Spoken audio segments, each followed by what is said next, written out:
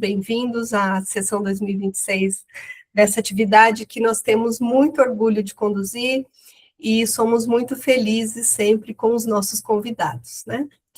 Hoje a gente tem a alegria de ter com a gente a doutora Jailane de Souza Aquino. A doutora Jailane é nutricionista, formada pela Universidade Federal da Paraíba, é mestre em Ciências e Tecnologia de Alimentos também pela Universidade Federal da Paraíba e tem doutorado em Nutrição pela Universidade Federal do Pernambuco. Atualmente, a professora Jailane é associada do Departamento de Nutrição da Universidade Federal da Paraíba, onde atua nos programas de pós-graduação de Ciências da Nutrição e Ciência e Tecnologia de Alimentos, e já coordenou o programa de Ciência da Nutrição também. Coordena atualmente o Laboratório de Nutrição Experimental na Universidade Federal da Paraíba, e suas pesquisas científicas estão na área de nutrição, com ênfase nos temas análise de alimentos, estudos de compostos bioativos, intervenções nutricionais em modelos experimentais de doenças crônicas não transmissíveis, com avaliação de diferentes fases da vida. É bolsista de produtividade e pesquisa e é associada da Associação Doha de Brasil. Jailane, muito obrigada por ter aceito o convite para estrear o nosso webinário de 2026. O tempo, você fique à vontade com o seu tempo, as perguntas vão ser feitas ao final, tá? E eu quero avisar o pessoal também que a gente vai ter uma lista de presença que vai ser publicada no chat, tá bom? Então, boa apresentação para você. Obrigada, boa tarde a todos. Então, muito obrigada, professora Graziela. Eu queria iniciar agradecendo a Torde. Vocês escutam bem? Sim, escutamos, está tudo perfeito. Pronto. Então, eu queria agradecer a Torde por esse convite. Me sinto muito feliz de estar aqui hoje, né, abrindo esses webinários.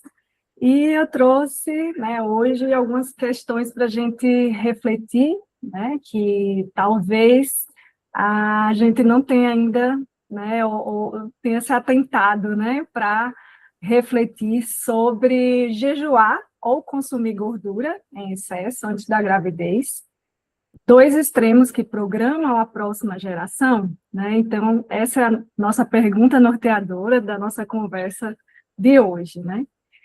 E eu começo falando, né, da nutrição aí nos primeiros 1000 dias, né, porque ela é uma janela crítica para o metabolismo, para o neurocomportamento, né, então esse período de 1000 dias, né, ele vai desde a concepção, né, até mais ou menos 2 anos aí da criança, né, e aí a gente sabe que nós temos já em diretrizes, em recomendações dietéticas, né, para diversos nutrientes, desde lá da gestação, na lactação e até aí a fase inicial da vida, né.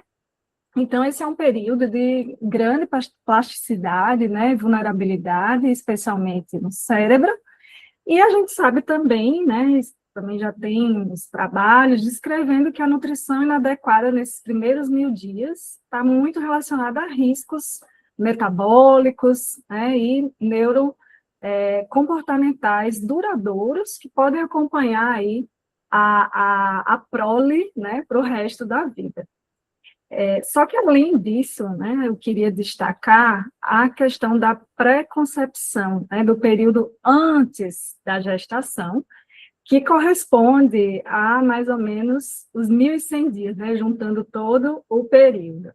Então, a pré-concepção, ela pode ser um período, né, para intervenção nutricional precoce, e a gente vai falar um pouquinho, né, mais na frente sobre esse período de pré-concepção e quais alguns desfechos que ele também pode trazer aí nas questões metabólicas e comportamentais da prole.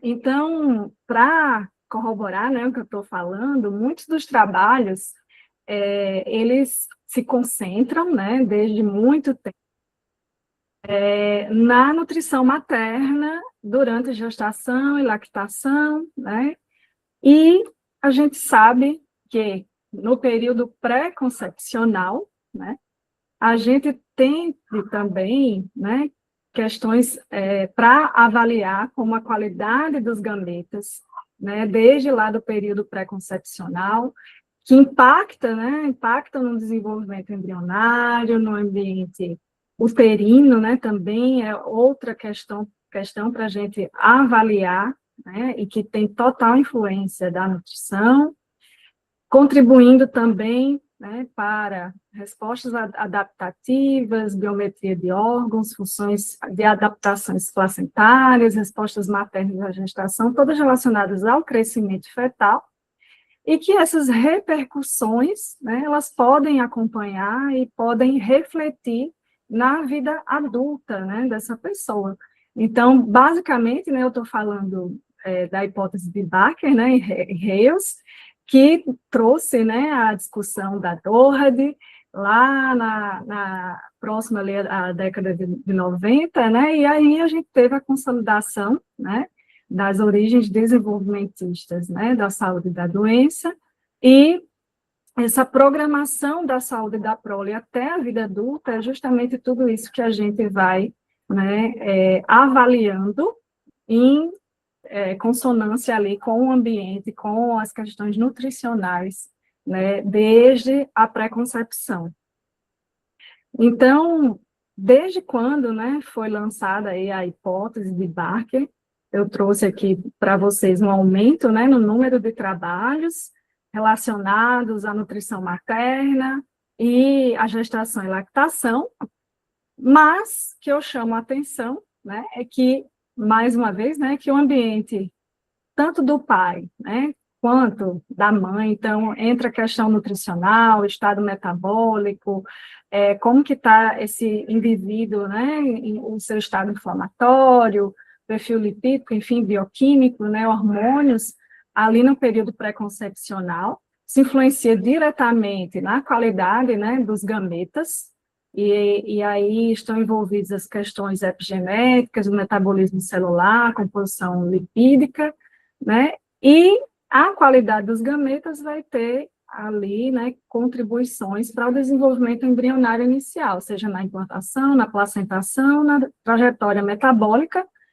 que vai trazer ali desfechos, né, e aí eu destaco mais uma vez em nível cerebral e também metabólico, e que podem ali estar influenciando, inclusive, e até, né, a vida adulta dessa prole. Então, a nutrição materna, né, na pré-concepção, percebam, né, que é um tema, né, um pouco mais recente.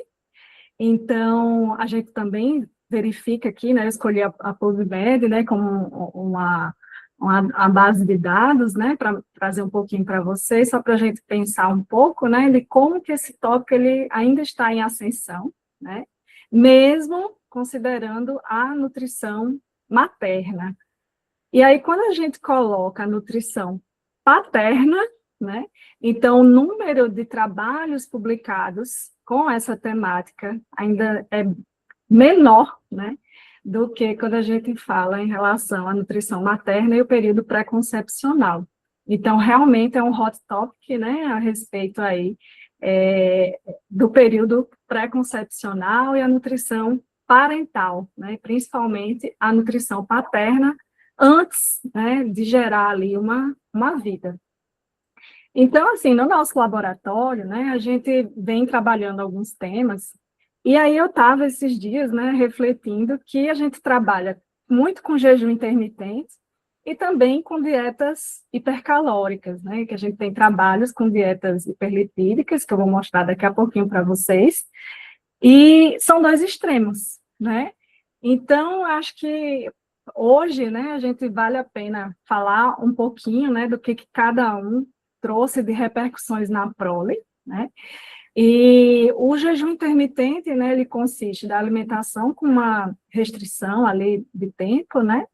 E ele traz ali, né, períodos de abstinência de comida com ou sem janelas de alimentação. Então, o jejum intermitente, embora seja um termo, né, na verdade, genérico, porque existem vários regimes, né, de jejum, e desde jejum em dias alternados, desde jejum com alimentação de restrição do tempo, que tem o tempo do jejum, a janela de alimentação. Então, são vários regimes, né, de jejum. Eu não falo em protocolos, porque a gente hoje não tem, né, na nutrição protocolos de jejum, né, não é um protocolo, né, então eu costumo chamar, né, até nos artigos científicos de regimes realmente de jejum, então a gente vem estudando vários no nosso laboratório, e por outro lado a gente também trabalha com as dietas, né, com padrão ocidentalizado, as dietas hiperlipídicas, que simulam ali, né, o consumo de alimentos, né, com alta ingestão ali de gordura,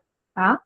E esses extremos, né, eles podem alterar profundamente esse ambiente metabólico, tanto do pai como da mãe, né, quando consumidos ali, seja no período pré-concepcional ou durante gestação e lactação, e isso certamente, né, a gente vai visualizar hoje os impactos que trouxeram aí essas intervenções na trajetória da saúde ali da prole. Então, a minha pergunta é, será que eles programam a saúde da prole? Então, vamos ver alguns estudos que a gente trouxe do nosso laboratório, né, que foram conduzidos no LANEX, aqui na Universidade Federal da Paraíba. Então, o primeiro deles, né, foi um artigo publicado ano passado, né, fruto de um doutorado da Alana, acho que ela está aí nos vendo, né, e a gente trabalhou justamente com jejum intermitente na pré-concepção, né, avaliando a autogenia reflexa, parâmetros de desenvolvimento físico e somático na prole de ratos Wista. Então, o desenho experimental, a gente trabalhou, né, com as fêmeas sofrendo a intervenção do jejum intermitente durante 28 dias. Então, nós tínhamos o grupo controle, que tinha alimentação à vontade ou ad libitum, era uma dieta, né, normocalórica, e a gente tinha o grupo que era submetido, né, ao jejum intermitente durante 16 horas e tem uma janela de alimentação de 8 horas diárias, né, então, durante os 28 dias.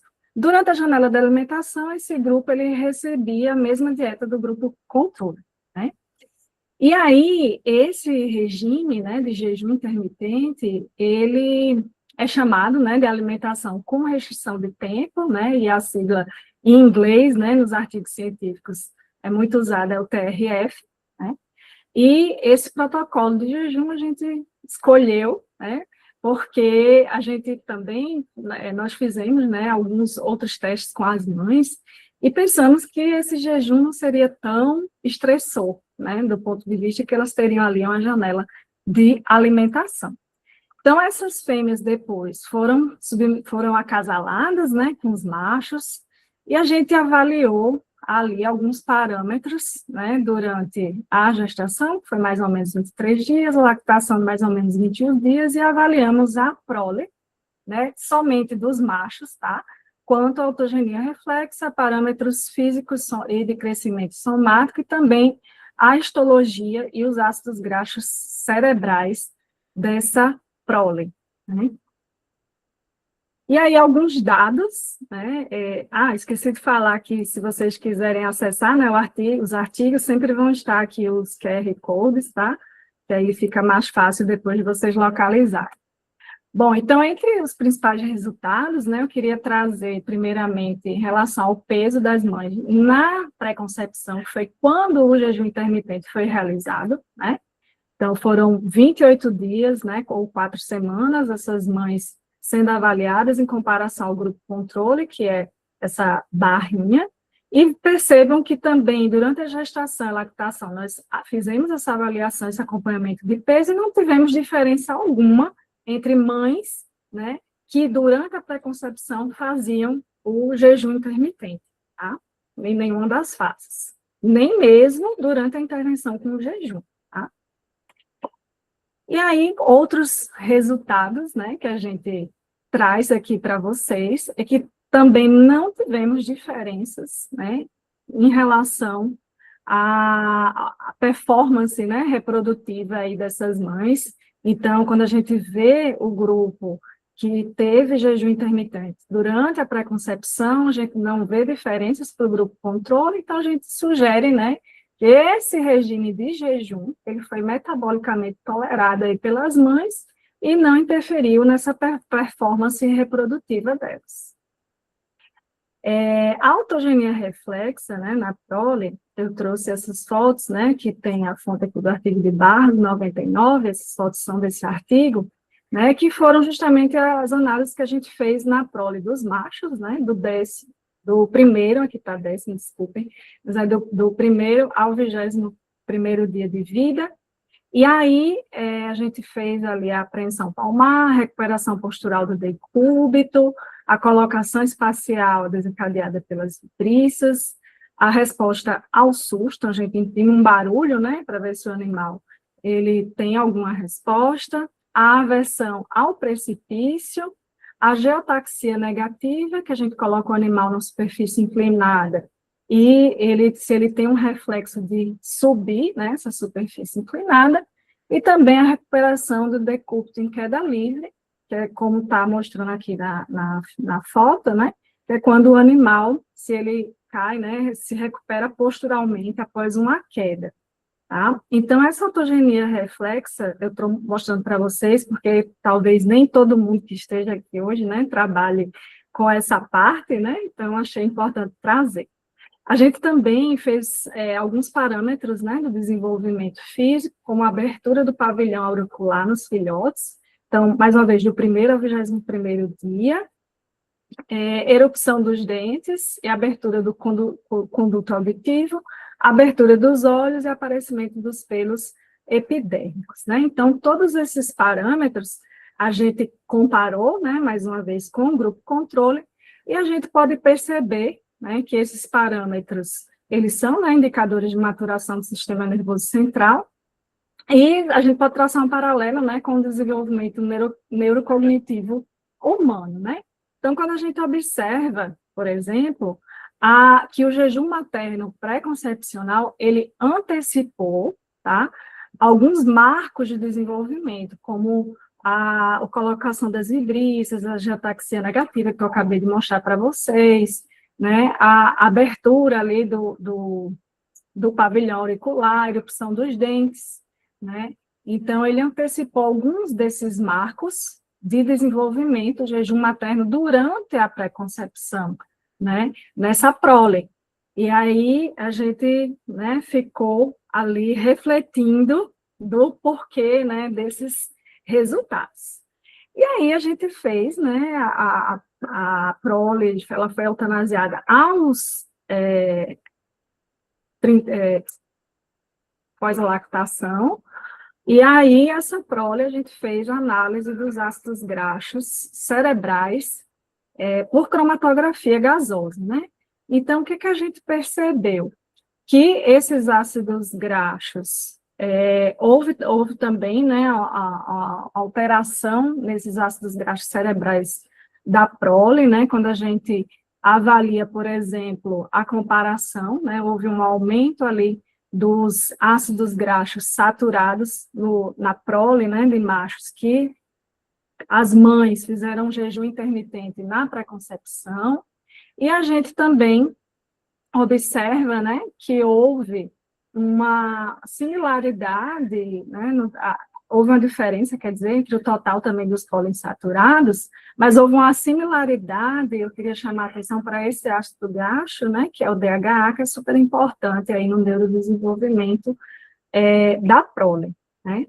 Então, a gente sabe que os lipídios eles são essenciais na formação de membranas neuronais, sinalização celular e plasticidade sináptica, e nesse outro estudo, né, que foram, né, basicamente, foi uma tese de doutorado, né, a gente já avaliou outros parâmetros, né, do jejum intermitente pré-concepcional materno, né, que reduziu o comportamento tipo ansioso, mas aumentou aí o NF-κB no cérebro dessa prole.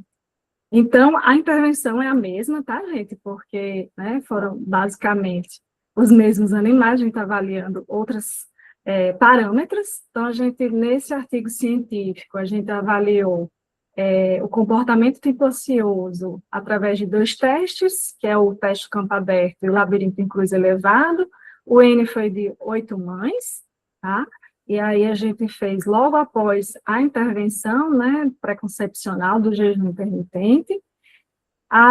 E aí a gente avaliou e acompanhou essa prole, né, e fizemos aos 45 dias de vida, que seria uma prole adolescente, né, esses mesmos testes comportamentais para avaliar o comportamento tipo ansioso, e mais para frente a gente continuou avaliando essa prole, e aos 90 dias nós também fizemos, né, esses testes comportamentais, tá? Além disso, a gente coletou o cérebro para fazer justamente a análise de imunistoquímica do tecido cerebral. Então, para avaliar o comportamento tipo ansioso, né, que eu vou mostrar os dados já já para vocês, como eu não sei, né, o nosso público talvez não tenha familiaridade com o teste, eu trouxe um pequeno videozinho curto. Deixa eu só tentar ver se eu consigo baixar aqui o volume, só para vocês verem o campo aberto, né?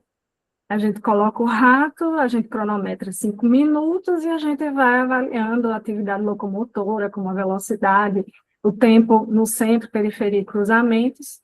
O hearing, que é o comportamento do rato ficar sobre 2 patas, né, que denota ali a exploração do ambiente. O freezing, que seria o congelamento, né, do animal, ele realmente ficar paralisado. O grooming, que é o comportamento de autolimpeza, e também a defecação. Então, eu achei por bem trazer o vídeo, né, porque eu vou mostrar justamente os dados, né, relacionados na prole dos machos, né, que as mães fizeram jejum intermitente na pré-concepção. Então, no caso, aqui eu destaco para vocês que aos 45 dias de vida, né, a gente observa um aumento da locomoção dos ratos, que as mães fizeram o jejum, assim como o aumento do número de hearings, né, que é o comportamento exploratório sobre 2 patas, isso a prole aos 45 dias de vida, né, então a gente observa aí que minimizou, né, o jejum intermitente pré-concepcional, o jejum intermitente materno pré-concepcional, ele minimizou o comportamento tipo ansioso na prole, né, dos machos, aos 45 dias de idade, e quando a gente avalia, né, esses filhotes aos 90 dias de idade, a gente observa que a locomoção, né, maior nos animais filhotes, né, das mães que fizeram jejum intermitente na pré-concepção, tiveram aí uma maior locomoção, tiveram mais entradas no centro do aparato, né, ali do campo aberto, que eu acabei de mostrar no vídeo, e também maior tempo gasto, né, nesse aparato, tá? Além de que a gente observa menor tempo, quer dizer, nas paredes, né, nos cantos ali do aparato. Então, esse conjunto de dados, né, demonstra, né, o efeito ansiolítico na prole, né, dos machos aos 90 dias, então é um efeito aí sustentado do jejum intermitente materno pré-concepcional em sua prole, quando a gente fala, né, desse efeito ansiolítico.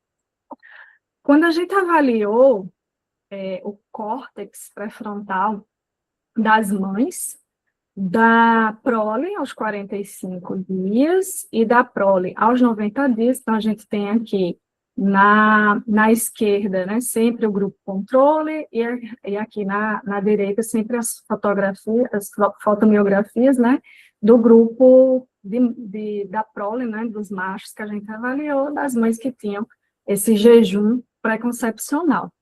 Então, quando a gente fez, né, essa análise semi-quantitativa, avaliando a área de marcação do NF-κB, a gente percebe, né, que o grupo, tanto das mães, né, como o NF-κB dos filhotes aos 45 e aos 90 dias, eles tiveram um aumento, né, dessa área de marcação do NF-κB. E aí o NF-κB está muito envolvido com inflamação, plasticidade sináptica, resposta ao estresse celular, né?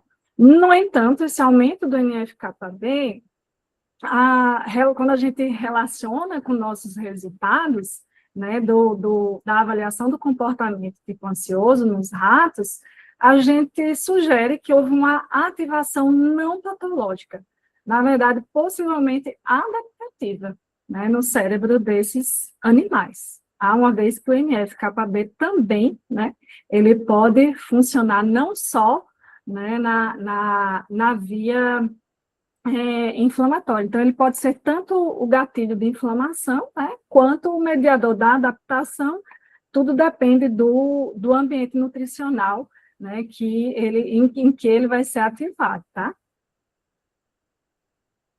Então, um conjunto, né, dos resultados aí dos 2 artigos que eu mostrei para vocês, relacionados ao jejum pré-concepcional, né, eles demonstram aí a mudança no ambiente metabólico materno, modulação da via inflamatória no cérebro da prole e alterações lipídicas cerebrais na prole.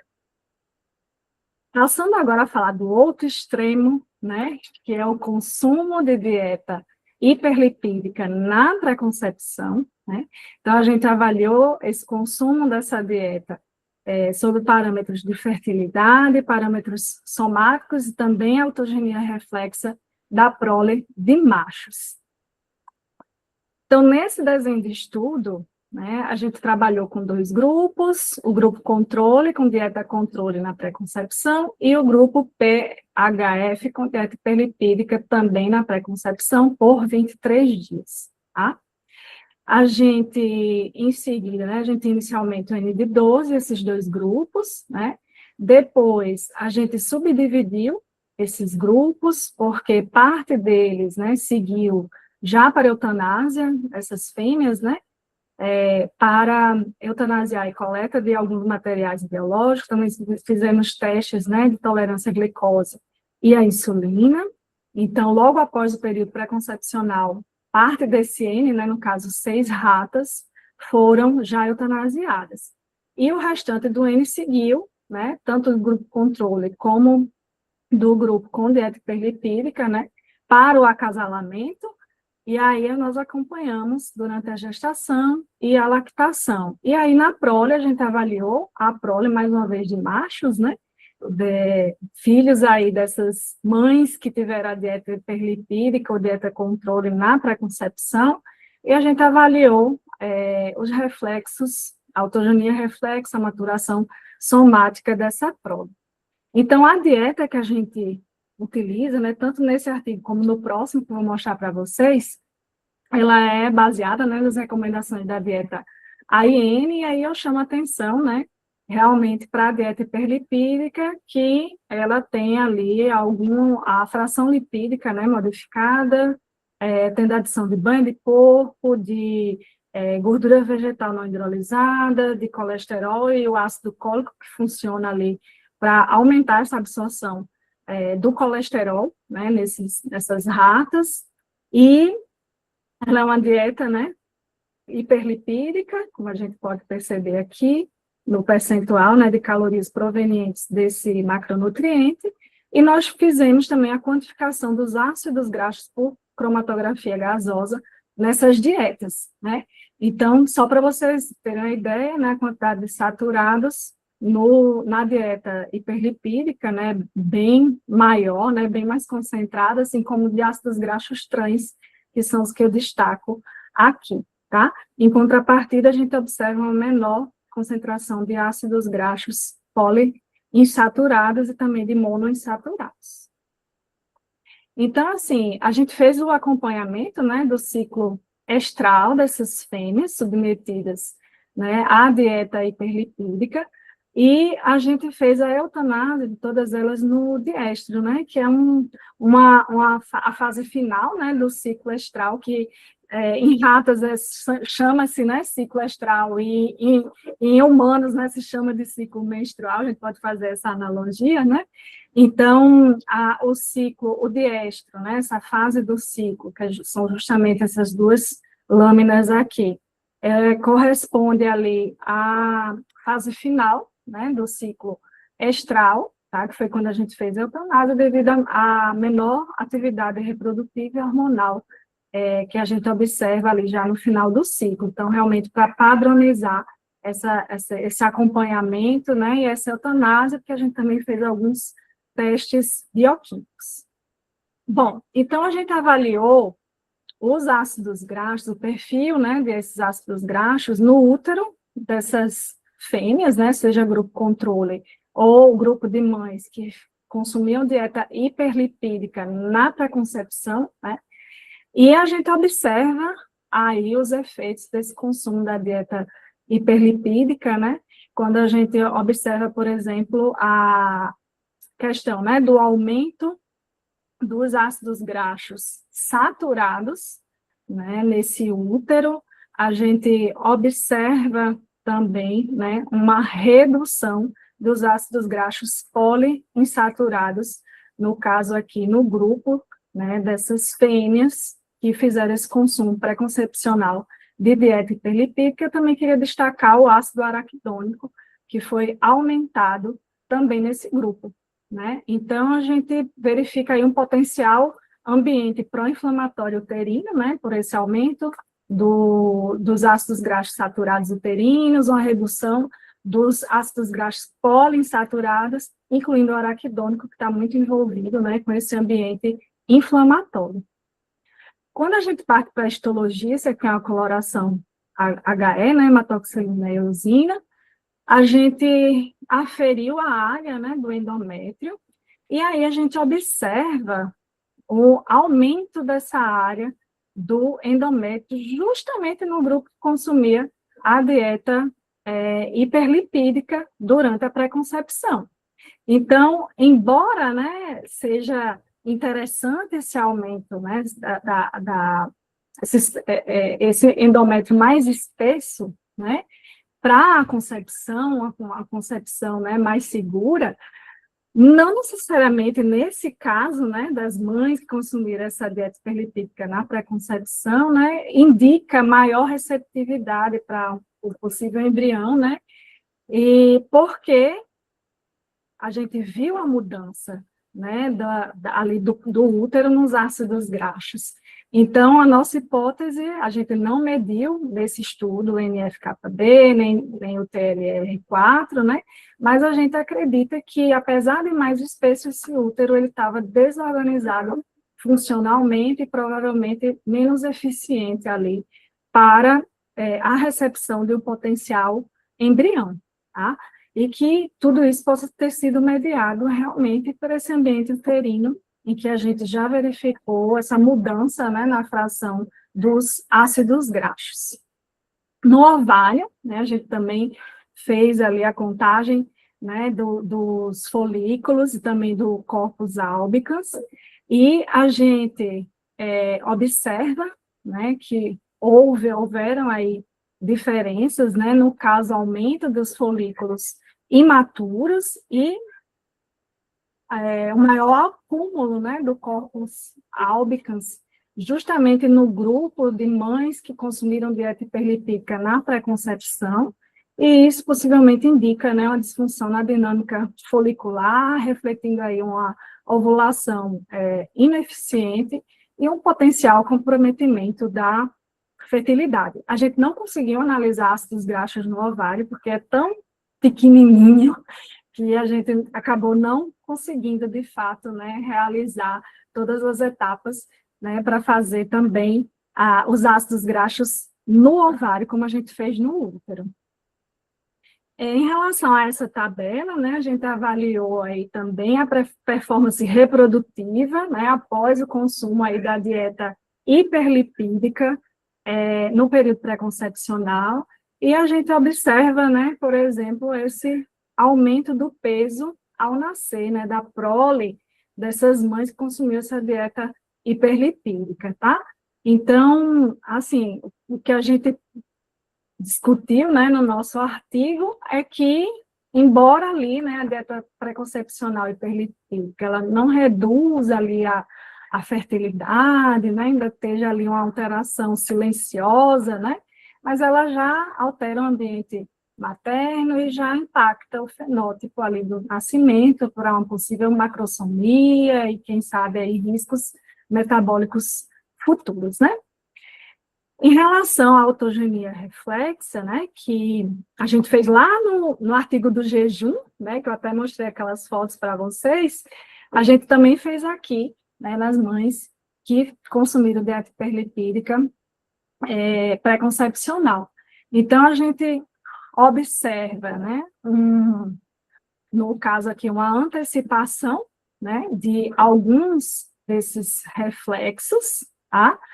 E, ao mesmo tempo, uma aceleração, no caso, né, de alguns desses outros reflexos, né? Então, a gente acha e acredita, né, que essa dieta hiperlipídica pré-concepcional, ela promove um crescimento inicial acelerado nos animais. Eu não trouxe para vocês os dados dos dados somáticos, né, porque senão fica muita coisa, eu iria apresentar o artigo completo, né, aqui não é o objetivo, né, mas possivelmente ali com sinais de desorganização nesse neurodesenvolvimento da prole.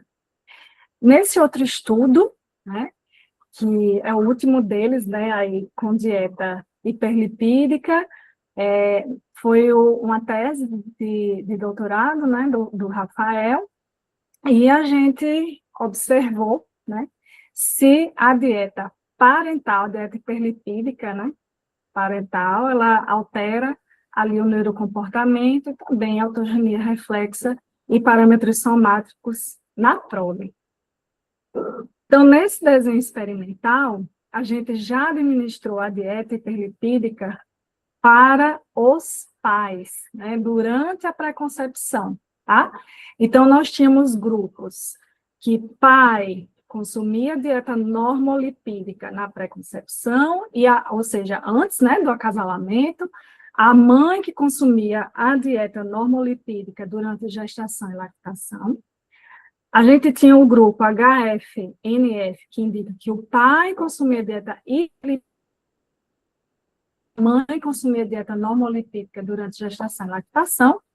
A gente tinha o terceiro grupo, que o pai consumia dieta normolipídica, e a mãe consumia dieta hiperlipídica na gestação e lactação. E o último grupo, em que o pai consumia dieta hiperlipídica na pré-concepção e a mãe recebia dieta hiperlipídica, gestação e lactação, né?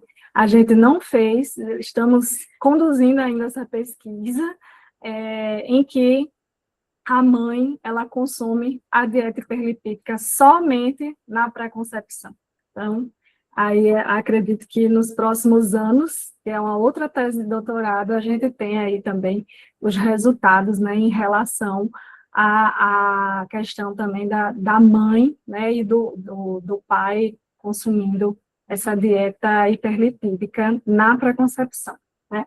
Então, percebam aqui que no nosso desenho de estudo, né, esses pais, no caso os machos, né, eles consumiram essa dieta hiperlipídica ou dieta normolipídica por 6 semanas, e aí, no caso das mães, né, eles acasalavam e as mães passavam a receber a dieta hiperlipídica também, mais ou menos, por 6 semanas, juntando o período da lactação, da gestação e da lactação, né? Então, a gente fez a autogenia reflexa, parâmetros somáticos, de maturação física, durante, né, do primeiro ao 21º dia, e no 30º dia, esses filhotes, também machos, a gente trabalhou com a prole de machos, eles foram submetidos, né, a também os testes para avaliação do comportamento tipo ansioso, aquele mesmo teste do campo aberto, que eu mostrei o vídeo, e o teste do labirinto em cruz elevado, que eu vou mostrar logo em seguida também o vídeo, para quem não conhece, né? Fizemos a eutanásia desses animais e coletamos o cérebro para análises histológicas e também dos ácidos graxos. Bom, em relação, né, à maturação reflexa, né, nos 4 grupos, a gente observa aí, né, que a programação, né, pré-concepcional, ela é independente e cumulativa, né? Então, quando a gente observa o grupo de pais que consumiram dieta hiperlipídica na pré-concepção e mães que consumiram dieta hiperlipídica, gestação e lactação, né, a gente vê que realmente são resultados cumulativos, né, na questão aí desses reflexos, né, da maturação reflexa desses animais, que são aqueles mesmos testes que eu também mostrei nas figuras iniciais, né, lá quando eu falei do jejum. Então, essas alterações, elas ocorrem, né, mesmo quando apenas um dos pais, né, consomem a dieta hiperlipídica, que são justamente esses 2 grupos, e a exposição combinada, né, a essa dieta hiperlipídica, seja na pré-concepção ou no caso das mães, né, na gestação e lactação, ela antecipa aí alguns reflexos, né, porque esses dados são em relação aos dias, né, quantos dias ali eles passam para ter esses reflexos.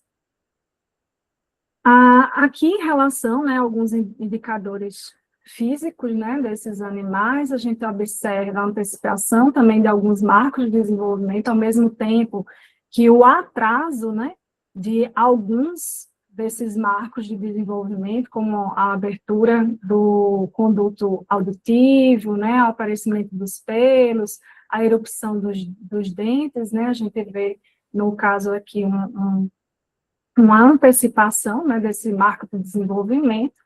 Então, a gente discutiu, né, a possível aí assincronia nesse desenvolvimento, refletindo aí que a dieta, né, dislipidêmica consumida, né, por um aí dos pais, ela possa refletir aí uma desorganização dos processos maturacionais e cognitivos, né? Então, o ambiente intrauterino e lactacional tem papel predominante, né? Mas, quando eu tenho o pai que consumiu essa dieta hiperlipídica lá na pré-concepção, tem uma contribuição adicional para esses efeitos. Então, a gente vai observar isso em alguns outros parâmetros, né?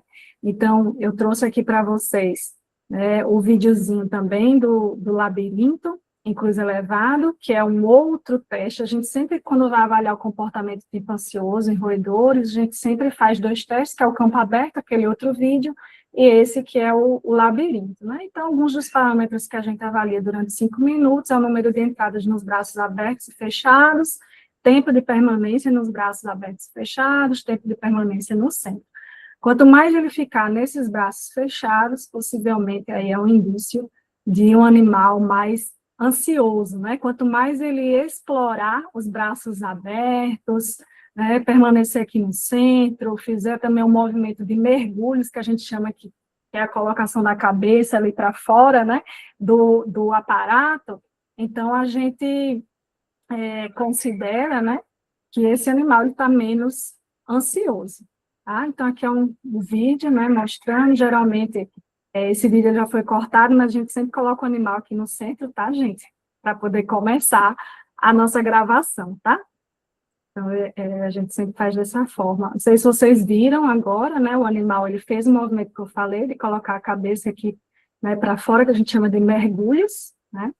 Então, ele acabou de fazer esse movimento, e aí a gente avalia, né, durante 5 minutos, a gente tem softwares, né, que fazem isso, e também pode ser feito manualmente, né, o que dá aí um pouquinho de trabalho, porque são muitos e muitos parâmetros, né, e também ter bastante atenção quando se faz isso manualmente, né, para não ter falhas aí justamente nessas quantificações, tá? Bom, então, nesse estudo, né, que a gente avaliou aí os 4 grupos, falando primeiramente aqui do campo aberto, esse grupo aqui em lilás é justamente o grupo que o pai consumia dieta hiperlipídica na pré-concepção e a mãe durante a gestação e lactação. Então, a gente vê aqui, né, nos parâmetros de defecação, de hearing, que é aquele comportamento, né, no campo aberto, que o animal ele fica em duas patas, né, o comportamento de congelamento também foi maior, né, mais tempo, quer dizer, nesse grupo. Quando a gente avalia o teste do labirinto, que eu acabei de mostrar o vídeo para vocês, por exemplo, o grupo, né, de mães e pais que consumiam a dieta hiperlipídica, nas diferentes fases, né, eles passaram menos tempo, né, nos braços abertos, eles eles tiveram, né, um número de entrada no centro maior, tá? E em relação ao grupo que a mãe, né, desculpem, o pai, ele tinha uma dieta normal na pré-concepção e a mãe uma dieta hiperlipídica na gestação e lactação, a gente observa aqui um tempo, né, maior nos braços fechados e, no caso aqui, um tempo também menor, né, nos braços abertos. Então, indica, né, aí um comportamento do tipo ansioso dessa prole, né, em que os pais tinham esse consumo de dieta hiperlipídica, tendo esse ambiente aí das mães, né, quando a gente tem as mães consumindo a dieta hiperlipídica, gestação e lactação, né, a gente também observa essas modificações nesse comportamento. Então, assim, a exposição paterna, né, à dieta hiperlipídica pré-concepcional, ela também contribui, né, mas o efeito ele é mais intenso quando ambos, no caso, o pai e a mãe são expostos a essa dieta hiperlipídica e a mãe consumindo essa dieta hiperlipídica, gestação e lactação, né, também traz aí comportamentos do tipo ansioso nessa prole. Mais uma vez, né, a gente traz aqui a composição dos ácidos graxos, no caso na prole, né, desses 4 grupos, quando eles tinham 30 dias de idade, né. Então, a gente observa que houve aí um aumento dos ácidos graxos saturados, né, no total, a gente observa que houve uma redução dos ácidos graxos poliinsaturados, por exemplo, tá, no grupo em que pai consumia dieta hiperlipídica pré-concepcional e mãe consumia também essa mesma dieta, tá? Então, a gente também observa, né, uma redução do DHA, tá? Nesses animais, né? E o ácido araquidônico, né, que está aí envolvido em alguns processos inflamatórios. Então, a gente vê, né, reforça esse efeito cumulativo, realmente, da dieta, quando ela é feita por ambos os pais. Partindo agora, né, também para análise do córtex pré-frontal, que é uma região cerebral, né, bastante ali relacionada a estudos, né, com comportamentos ansiosos, a gente observa, né, mais uma vez, que a redução no tamanho, né, neuronal, que é o que indica aí as setas, né, no grupo NF, né, que o pai consumia a dieta normolipídica na pré-concepção e a mãe a dieta hiperlipídica, gestação e lactação, a gente vê uma redução focal do tamanho dos corpos celulares neuronais, e nos grupos que tanto o pai como a mãe, né, consumiam a dieta hiperlipídica nas diferentes fases, a gente vê uma redução intensa e difusa ali dos neurônios, então um efeito também mais severo e cumulativo, tá? Então, para a gente fechar, né, o raciocínio dos 2 artigos apresentados, né, com consumo de dieta hiperlipídica no período pré-concepcional, né, a gente observa que não apenas, né, influencia aí a fertilidade, mas redefine aí desfechos metabólicos e o desenvolvimento cerebral e comportamental da próxima geração. Então, a gente viu lá naquele primeiro estudo, né, a alteração do ambiente uterino, né, folicular, ali nos ovários. A gente vê também, a gente percebeu algumas alterações somáticas nessa prole, né, já nesse segundo estudo, alterações metabólicas também, mas eu não mostrei para vocês, porque senão ia ficar muita informação, né, e também vimos alterações lipídicas, né, em nível cerebral mesmo, né, dos perfis dos ácidos graxos cerebrais dessa prole, tá, em que o pai ou a mãe, né, ali consumiram a dieta hiperlipídica no período de pré-concepção, além de alterações comportamentais, né? E no caso desse último estudo, essas alterações foram mais intensas, né? Quando o pai e a mãe consumiam essa dieta hiperlipídica em alguma fase, né, ali reprodutiva. Então, para a gente fechar aí o raciocínio, né, dos dois extremos e fazer assim uma ponte com a translação dos dados, né? Claro que a gente tem as limitações de trabalhar com o modelo animal, né, com roedores, mas a gente pode fazer aí alguns apontamentos, né, sobre o consumo de dieta hiperlipídica na pré-concepção e o jejum intermitente pré-concepcional. Né? Então, a gente tem aí, a gente observou alterações, né, no comportamento da prole, a gente observou alterações foliculares ali no ovário, alterações endometriais. Eu queria destacar, né, que no caso da dieta hiperlipídica, tá? Esses animais, né, tanto as fêmeas como os machos, né, de ambos os estudos, eles não chegavam a ficar obesos, tá? Porque o tempo com essa dieta era curto, então eles desenvolviam dislipidemia, né, que está muito relacionada à inflamação, então é um modelo dislipidêmico. A gente sabe, né, que durante a gestação, lactação, existem alterações fisiológicas mesmo, né, da questão dos perfis lipídicos, mas o consumo de dieta hiperlipídica, né, traz aí realmente alterações patológicas nesse sentido.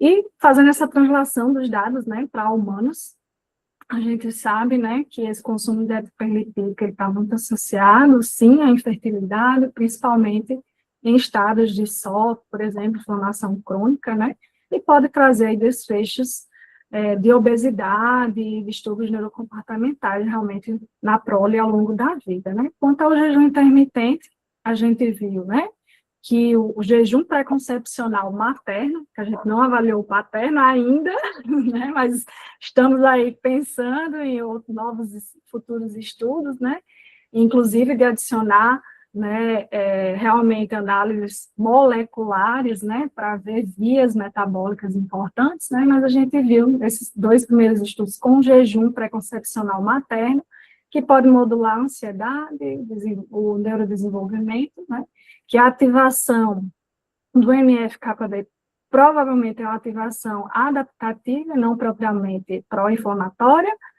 e que o jejum pré-concepcional ele acelerou alguns marcos, né, no desenvolvimento da prole. E humanos, a gente tem, assim, muita especulação, né, sobre os diversos regimes, né, de jejum intermitente, e, na verdade, ainda informações muito limitadas quando a gente fala de pré-concepção e de repercussões aí na prole. Então, será mesmo benefícios, né, a gente não sabe, né, possam ser, ainda são incertos esses potenciais benefícios reprodutivos, pelo menos foi isso que o nosso estudo, né, ele demonstrou, tá? Então, assim, embora os modelos, né, de roedores, eles possam ser, assim, que simplifiquem, né, a complexidade humana, né, mas eles revelam ali mecanismos importantes, né, biológicos conservados, né, e aí a gente tem que sempre pensar na questão da pesquisa translacional realmente, tá? Então, para a gente finalizar, né, a nutrição pré-concepcional, ela programa, né, da próxima geração, e esses achados, eles reforçam a importância, né, dessas intervenções nutricionais na pré-concepção, né, visando aí otimizar o estado nutricional antes da gestação, e principalmente quando a gente olha para os dados, né, de infertilidade que vem aumentando agora nos últimos anos, né, e aí eu falo que eu passei aí também alguns anos tentando engravidar, então esses estudos, eles meio também que ocorreram em paralelo com o que eu estava vivendo, né, na minha vida, então eu tive que fazer uma total adequação ali nutricional na minha dieta, né, então pensando aí em estratégias realmente preventivas, né, porque, como eu mostrei no início, né, a gente vê muitos estudos, nutrição, né, da questão da nutrição na gestação, na lactação, e muitas vezes paterna, né, antes da concepção, ela ainda precisa, né, de mais estudos, e estudos, né, que tragam, assim como da materna, né, então essas estratégias preventivas, elas podem reduzir, né, o risco de doenças crônicas realmente na prole, e, né, que isso possa, né, que a gente possa se fortalecer aí em políticas realmente públicas, né, em políticas de saúde reprodutiva. A gente olha para esses dados de infertilidade, né, então deixo aqui uma mensagem para vocês, né, que nossa saúde também é um reflexo do cuidado nutricional que nossos pais nos deram, mesmo antes de nossa concepção. Então, essa aqui é a minha pequena que está ali gritando, né, a Eleonora, e queria também agradecer, né, a toda a equipe Lanex, que trabalham duro, né, na condução também, né, desses artigos, assim como, né, a CAPES, CNPq, a FAPESP, estadual, né, de fomento à pesquisa, a minha instituição, o UFPB, e mais uma vez eu agradeço a Dorde Brasil pela oportunidade, deixo aqui meus contatos e o nosso Instagram também do laboratório. Lá tem alguns vídeos, tem algumas coisas, a gente está aí tentando colocar mais novidades. Então é isso, gente. Obrigada. Excelente, Jailane. Palestra maravilhosa. Começamos muito bem esse ciclo de webinários, viu? Agora a gente fica aberto para as perguntas. A Ana já se prontificou. Ana, fica à vontade. Oi, gente, é muito bom te ouvir, né, Jailane? Muito boa a apresentação, excelente. E aí, minha pergunta é em relação ao jejum, né? Porque tem a corrente do jejum é bom e a corrente do jejum é ruim. E a gente que está em nutrição, né, a gente fica sempre se questionando. Bom, uma coisa boa que eu conheço você é que a nutrição, no seu caso, funcionou de forma excelente, aí as estratégias, porque a Eleonora chegou aí com saúde e deu tudo certo. Então, a gente tem um lado bom, ok? Maravilha, funcionou. E com relação ao seguinte, veja, eu vi que você fez estudos com a mãe, né? Porque é meio bem na temática do DORAD, dos pais e tudo. Você chegou a fazer um estudo na prole, por exemplo, nesse período de desmame, né? Que ele começa a se alimentar até atingir ali a idade adulta, que vamos dizer que você pegasse ele dos 21 aos 60 dias como adulto jovem. Se você observou o efeito do jejum nessa fase de vida em algum momento, porque eu te pergunto isso, veja, eu vou concluir aqui, porque aí você responde tudo junto. No último congresso que eu fui, né, no 23º, né, Congresso Internacional de Nutrição, havia uma preocupação grande, né, com o efeito desses inibidores em adolescentes. Porque sabe que você não pode fazer uma bariátrica no adolescente, se você vai dar o inibidor de GLP-1. E aí a corrente clínica estava bastante preocupada, porque esses adolescentes ficavam até um dia, 2 dias, sem comer nada, né? Porque, bom, o ser humano, ele diz que come, não come, o adolescente, uma série de problemas também que tem que ter um acompanhamento do sistema nervoso, né? Que é uma área que eu gosto muito. Então, a preocupação minha, você chegou a estudar os efeitos desse jejum nessa fase de vida, já que a gente está tendo uso também desses inibidores de LP1, agora tem um elenco, né, de drogas. E como é que você vê essas consequências nessa fase, né, diante do que a gente está vivendo no dia a dia? E as coisas estão acontecendo de forma muito rápida e a gente está tendo problemas com essa administração. Então, essa é a minha pergunta e muito obrigada aí por te ouvir essa tarde. Eu que agradeço, Ana, né, por você estar aqui me prestigiando, né? Então, o nosso segundo artigo, que eu mostrei, né, com o jejum materno pré-concepcional, a gente avaliou justamente aos 45 dias, né, que em roedores corresponde aí à fase da adolescência, né?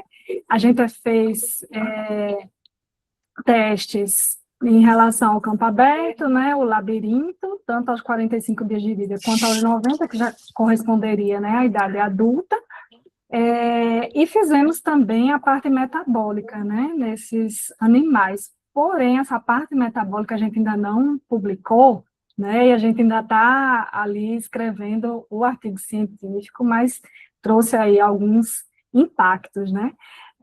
Nossos estudos, a gente sempre tem buscado, né, trabalhar aí com a prole de machos, né, que, como é que eu posso dizer, historicamente, né, vem sendo trabalhado em muitos estudos, mas, assim, cada vez mais a gente vê os revisores pedindo também, e aí nas fêmeas, o que é que acontece na prole, né, dessas fêmeas em relação ao jejum, em relação, enfim, a dieta perlipídica a gente já fez, a gente tem publicado, mas respondendo, né, a sua pergunta, a gente avaliou, sim, e a gente viu algumas mudanças, né, em relação à parte metabólica. Eu não vou lembrar agora, assim, de cabeça, como é que ficou, né, essas questões de se foi benéfico ou não, né, seja na adolescência ou na vida adulta.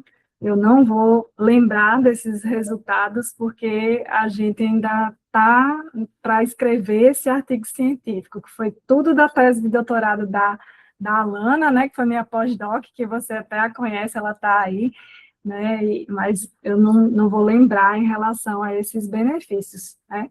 Em outros estudos que a gente tem avaliado, né, a questão do jejum intermitente, a gente tem muito visto lesões realmente neuronais, né? E essa parte metabólica também, a gente tem visto também as duas questões, né? Algo muito controvertido, às vezes traz benefícios, às vezes malefícios, mas algo que tem chamado a nossa atenção nos estudos com jejum que a gente vem conduzindo, né? Fora aí da dor de realmente animais adultos, a gente tem visto essas lesões, né? Mas que isso varia muito também conforme o regime de jejum.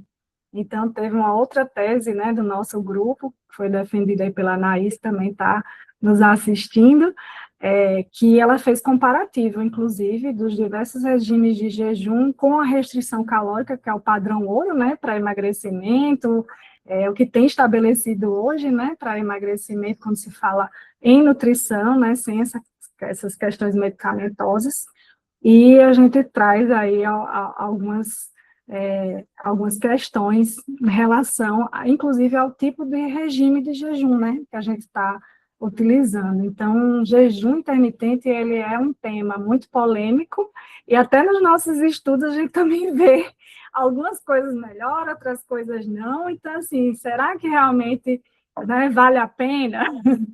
Né? E vocês viram, né, na minha apresentação, que até mesmo nas mães, né, que estavam fazendo jejum, a gente não viu mudança de peso, né, nem durante a fase pré-concepcional, nem nenhuma das fases da gestação e nem lactação. Obrigada, Ludmila.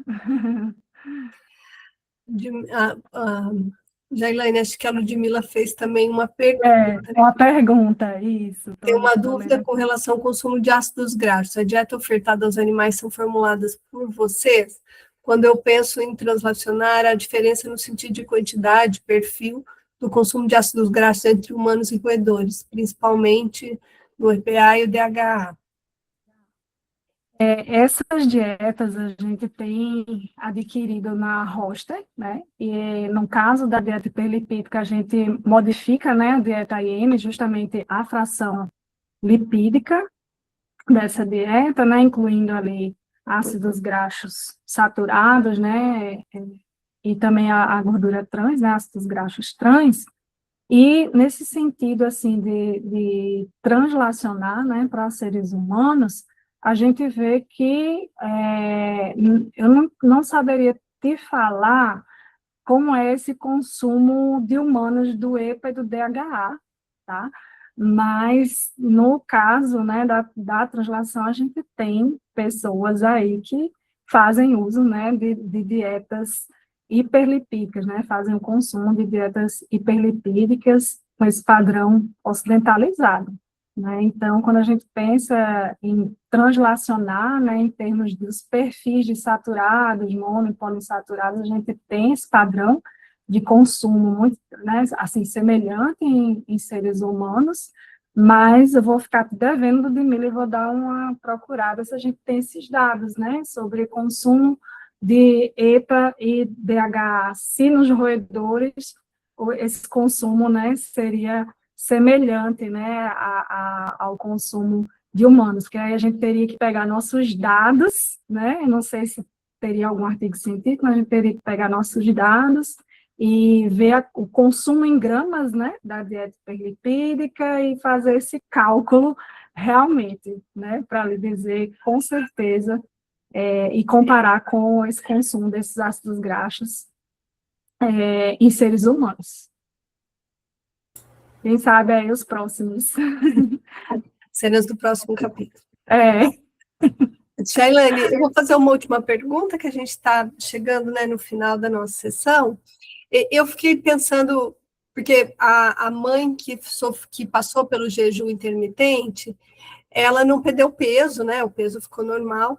Mas será que houve alguma alteração metabólica dela, do ponto de vista, por exemplo, uma redução de tecido adiposo, que não se traduziu numa alteração de peso, né? Porque isso realmente pode acontecer, né? E então era essa dúvida. São, né, as mães, a gente visualizou algumas mudanças, a gente não fez a composição, né, corporal. Realmente, eu estou aqui puxando na minha memória, Graziela, se a gente fez nessas mães o adiposo. Estou aqui tentando puxar pela memória, não sei se a Alana que está aí, que foi, eu acho que vai lembrar mais, porque a gente tem muita pesquisa, gente, e minha memória não anda muito boa, não. Então, eu só pensei porque isso justificaria algumas, né, modificações que você teve. E aí, assim, essas alterações, acelerar alguns marcos de desenvolvimento, isso é bom ou é ruim? Então, no caso do jejum, né, trazendo aí para outros dados que a gente teve, né, essa aceleração dos marcos de desenvolvimento nesse contexto, né, seria bom, né, mas aí a gente avalia, né, a questão do jejum, se realmente ele é saudável ali na pré-concepção, na preparação do ambiente uterino, né, então a gente realmente tem essas dúvidas através de outros dados, né, que a gente está em curso, né. Então, Perfeito. eu estou aqui tentando Então, abrir o o importante é que artigo. tenha que viver com equilíbrio, né, Jailane? Os excessos, né, seja a questão da dieta hiperlipídica, né, os extremos, melhor dizendo, ou do jejum intermitente, né, eles trazem aí a dualidade, né, e até mesmo em algum ponto eles confluem, né, para desfechos, né, ali semelhantes. E eu estou aqui olhando o arquivo da Alana para tentar me lembrar se a gente fez aumentou o índice de adiposidade, o jejum.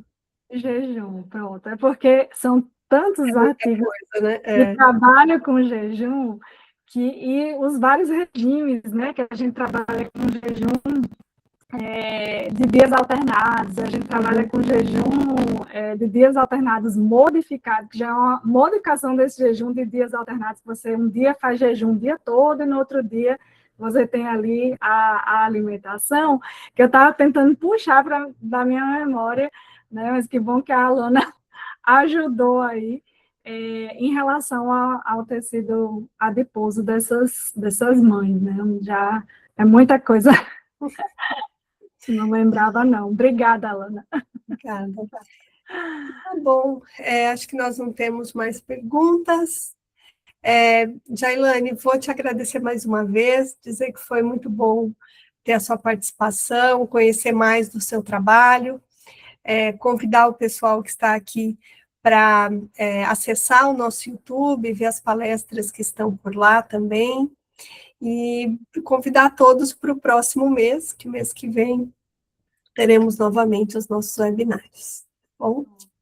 Agradeço, né, a presença de todos, e meu esposo estava por aí também assistindo, Que bom, que mas bom. acho que ele já saiu, né? Mas, enfim, todos que nos apoiam. Muito obrigada, gente. E sigam o Lanex. Sim, a gente quer Obrigada, professora. Tchau, tchau.